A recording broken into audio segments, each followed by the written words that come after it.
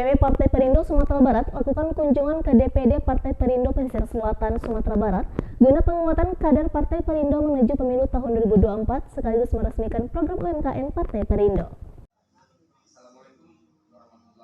Partai Perindo Sumatera Barat saat sekarang ini telah melakukan upaya-upaya untuk penguatan kader Partai Perindo khususnya di Sumatera Barat, salah satunya lakukan kunjungan ke pesisir selatan Sumatera Barat. Dalam kunjungan yang dilakukan, bertujuan untuk memberikan motivasi dan penguatan Partai Perindo tentunya, juga melakukan berbagai kegiatan-kegiatan yang pro rakyat, salah satunya melakukan pengembangan UMKM yang ada.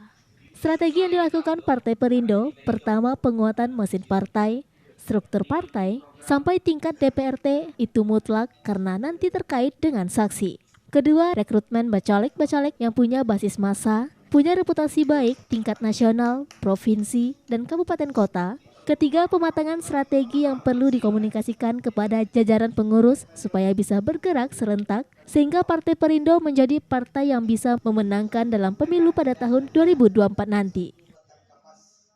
Bacalek yang ada di pesisir selatan dengan memaparkan beberapa visi misi partai, program-program partai untuk kemenangan Partai Perindo di pesisir selatan. Dengan ini juga Pak Alek selaku caleg DPR RI kita dan juga Pak Rio dan Pak Edward juga ada di ikut bersama kita di pesisir selatan.